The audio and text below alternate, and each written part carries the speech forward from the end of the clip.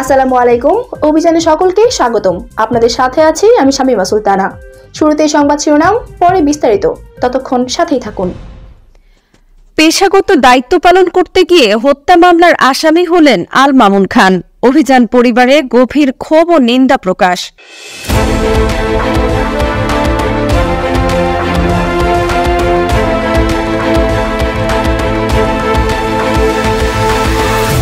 অভিযান ব্রাহ্মণবাড়িয়ার সরাইলে দুপক্ষের সংঘর্ষে একজনের নিহতের ঘটনায় সাংবাদিক সহ ১১৯ জনকে আসামি করে থানায় মামলা করেছেন প্রতিপক্ষরা।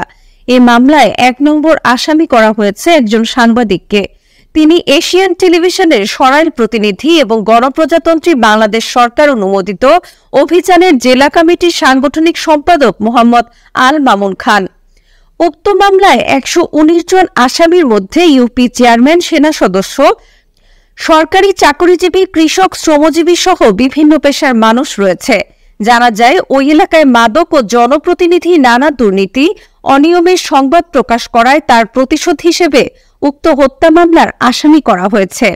এ বিষয়ে গণপ্রজাতন্ত্রী বাংলাদেশ সরকার অনুমোদিত অভিযানের পক্ষে গভীর ক্ষোভ ও নিন্দা প্রকাশ করেছেন উক্ত সংস্থার প্রতিষ্ঠাতা ও চেয়ারম্যান সাংবাদিক সারোয়ার হাজারী পলাশ। এক বিবৃতিতে কর্তৃপক্ষকে অচিরেই তার বিরুদ্ধে ষড়যন্ত্রমূলক মিথ্যা মামলা প্রত্যাহারের জোর দাবি জানান এবং আইনি সহায়তা প্রদানের আশ্বাস প্রদান করেন। রাজি না, ঘটনা হয়েছে কি, অন্যবারে একটা জমি নিয়ে আসে মারামারি, ওই যে পাশে একটা জায়গা আর কি, জায়গাটা নিয়ে আসে, এটা নিয়ে আসে একদিন তর্ক বিতর্ক হয়েছে।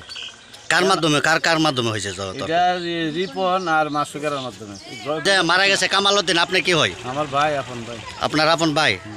কারা মারছে এই বিষয়টা কি আপনি জানতে পারছেন বা দেখতে পারছেন? মানে আমরা তো শুনছি মাছ এই ঝগড়ার মাধ্যমে যখন এই আফরে চতুর্দিক থেকে বৃষ্টির মতন এটা আসতেছে, এইটা সেটা পড়ছে ওনার উপরে কি এটা পড়ছে নাকি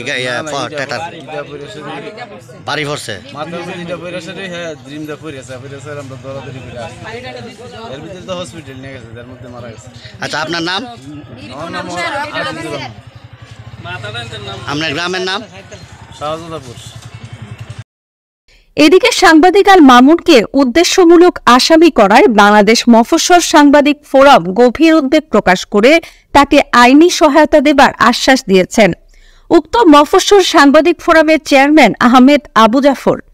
উল্লেখ্য, ঈদের পরদিন ওই এলাকায় শাহজাদাপুর ইউনিয়নের চরে সরকারি খাস জমির ধান কাটা হলে ওই ধান পুলিশের মাধ্যমে জব্দ করে স্থানীয় চেয়ারম্যানের নিকট জমা রাখা হয়।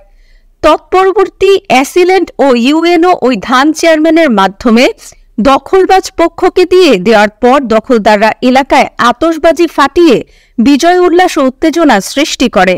এতে দুই পক্ষের লোকজন দেশীয় অস্ত্রশস্ত্র সংঘর্ষে জড়িয়ে পড়ে। এ সময় এক কৃষকের গায়ে ঢিল পড়ে আহত হলে হৃদরোগে আক্রান্ত হন এবং তাকে হাসপাতালে নিয়ে গেলে তিনি মারা যান।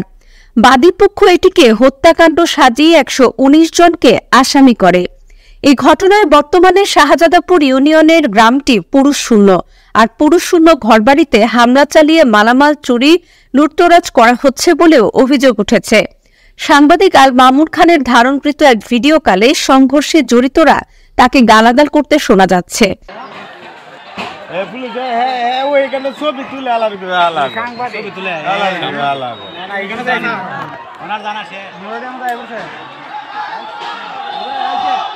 অভিযান 24 ডেস্ক, বিজয়নগর, ব্রাহ্মণবাড়িয়া।